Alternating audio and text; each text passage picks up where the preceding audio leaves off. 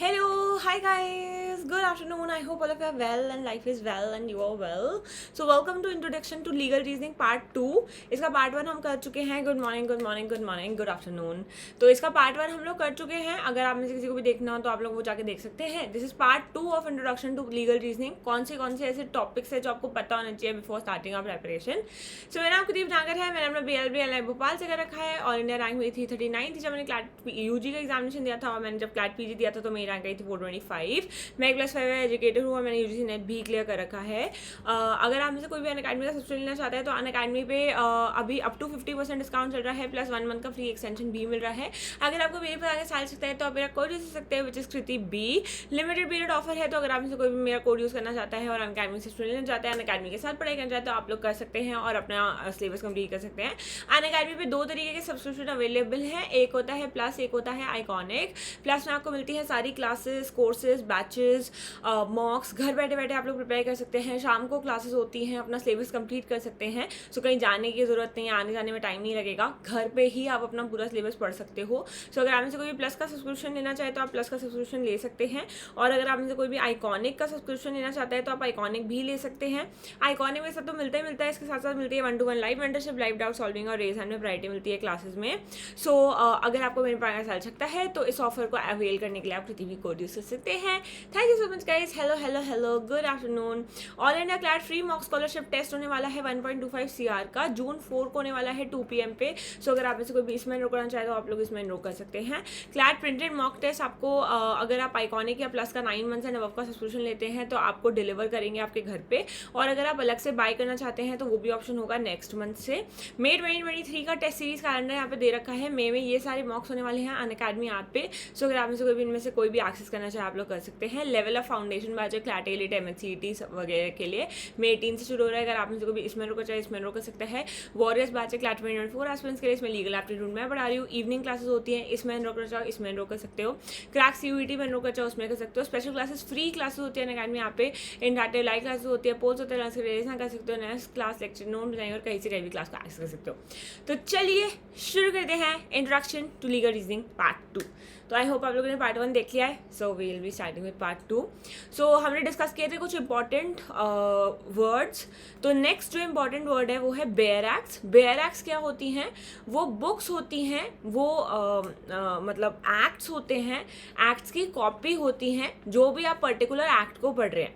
जैसे कि for example Indian contract act. Indian contract act जैसा का जैसा लिखा गया है, सेक्शन 1 में क्या है, सेक्शन 2 में क्या है, सेक्शन 3 में क्या है, वो जिस बुक में दिया होता है, वो जिस बुकलेट में दिया होता है, उस बुकलेट को बोलते हैं बेयर एक्ट. तो बेयर एक्ट मतलब जिसमें कोई कॉमेंट्रीज नहीं है, लोगों के कुछ ओपिनियन नहीं है, सिर्फ और सिर्फ प्योरली लॉ लिखा गया है. That is what is called as bare act. जैसे फॉर एग्जाम्पल ये इंटेलेक्चुअल प्रॉपर्टी लॉज का बेयर एक्ट है. मतलब इसमें पूरा इंटेलेक्चुअल प्रॉपर्टी लॉज दे रखे हैं, कॉपीराइट एक्ट, पेटेंट एक्ट, ये सारे के सारे एक्ट्स इस पूरी मैनुअल के अंदर दे रखे हैं. तो इसको बोलेंगे कि ये इंटेलेक्चुअल प्रॉपर्टी लॉ का बेयर एक्ट है. अगर इसमें सिर्फ पेटेंट एक्ट होता तो हम बोलते हैं ये पेटेंट एक्ट का बेयर लॉ है. ठीक है, समझ गए आप लोग? तो बेयर एक्ट का मतलब होता है कि वो बुक जिसमें कि पूरा का पूरा लॉ एज इट इज जो पार्लियामेंट ने बनाया है वो दे रखा है. ठीक है. अब पार्टीज का नाम कैसे डिसाइड होता है X वर्सेस Y. तो the person who files the case, जो पर्सन केस फाइल करता है पहले उसका नाम आता है. फॉर एग्जाम्पल मैंने केस फाइल किया है तो पहले मेरा नाम आएगा, और जिसके अगेंस्ट केस फाइल किया जाता है फिर उसका नाम आता है. तो Kriti versus Y will be the name of the case. And अगर आप इसकी वो करोगे, अपील करोगे, तो जो अपील करेगा उसका नाम पहले आता है. तो मान लो Y केस हार गया लोअर कोर्ट में, तो Y अपील करेगा, तो अपेलेट कोर्ट में केस का नाम हो जाएगा Y वर्सेस कृति. ठीक है. सो ऐसे आपका केस का नाम डिसाइड होता है. अब सिर्फ केस के नाम से इनफ नहीं है. क्यों? क्योंकि फॉर एग्जांपल आज तो चलो कृति वर्सेस Y केस हो गया. अब भाई कोई 5 साल बाद 10 साल बाद इस केस को ढूंढ रहा है तो वो कैसे ढूंढेगा? तो हर केस का एक साइटेशन होता है. साइटेशन मतलब कि उस केस को ढूंढना कैसे है. तो आपने देखा होगा केस का नाम लिखा हुआ होता है Kesavananda Bharati versus state of Kerala, AIR, year, और फिर सुप्रीम कोर्ट, और फिर कुछ नंबर लिखा हुआ होता है. तो कैसे लिखा होता है? X वर्सेस Y केस का नाम, फिर आता है AIR। AIR मतलब ऑल इंडिया रिपोर्टर, मतलब कौन सी डाइजेस्ट में वो केस दे रखा है, कौन से ईयर का वो पर्टिकुलर केस है। तो बेसिकली हर साल सुप्रीम कोर्ट, हाई कोर्ट जो होते हैं वो अपने अपने डाइजेस्ट निकालते हैं जिसमें कि सारे केसेस दिए गए होते हैं, जो जो पर्टिकुलर केस उस साल में डिसाइड किए गए हैं। तो ऑल इंडिया रिपोर्टर मतलब जर्नल, आपको कौन सी वाली जर्नल उठानी है। तो for example X versus Y 2022 का केस है तो लिखा होगा AIR 2022। और सुप्रीम कोर्ट भी बनाते हैं, हाई कोर्ट भी बनाते हैं। तो भाई हमें सुप्रीम कोर्ट की उठानी है या किसी पर्टिकुलर हाई कोर्ट की उठानी है तो इसके आगे लिखा होता है SC माने सुप्रीम कोर्ट। हाई कोर्ट की होगी तो उस हाई कोर्ट का नाम MPHC मतलब मध्य प्रदेश हाई कोर्ट। और फिर पेज नंबर गिवन होता है, तो मान लो 232 लिखा हुआ है तो ये जो X वर्सेज Y केस है ये पेज नंबर 232 पे दे रखा होगा। तो this is how a citation is done. अगर मुझे X वर्सेज Y केस ढूंढना है तो मेरे को पता है कि मुझे 2022 की सुप्रीम कोर्ट की AIR उठानी है और 232 पेज पे जाना है। तो this is what is the citation of a particular case. ठीक है। फिर बेंच क्या होती है? बेंच का मतलब होता है कॉम्बिनेशन ऑफ जजेस जो कि किसी भी केस को सुन रहे हैं, who are hearing a particular case. तो अगर कोई भी कॉन्स्टिट्यूशनल केसेस हैं या रेफरेंसेस हैं जो प्रेसिडेंट ने किए हैं अंडर आर्टिकल 143, वो हमेशा कॉन्स्टिट्यूशनल बेंच ही डिसाइड करती है। मतलब नंबर ऑफ जजेस कितने होंगे किसी भी केस में उसको बोलते हैं बेंच। और एक स्पेसिफिक बेंच होती है कॉन्स्टिट्यूशनल बेंच जिसमें मिनिमम 5 जजेस होते हैं जो कॉन्स्टिट्यूशन से रिलेटेड केसेस को डिसाइड करते हैं। या प्रेसिडेंट अगर किसी केस को डिसाइड चाहते हैं कि डिसाइड हो तो फिर उसके लिए कॉन्स्टिट्यूशनल बेंच को बनाया जाता है जिसमें एटलीस्ट 5 जजेस होते हैं। तो बेंच मतलब कितने नंबर ऑफ जजेस थे to decide a particular case. ठीक है। सो आई होप आप लोग समझ गए। नाउ आप कैसे पढ़ते हो किसी भी लॉ को, how is a law red. ठीक है। उसमें तो सेक्शंस होते हैं, सेक्शंस के आगे भी ABCD में डिविजन्स होते हैं।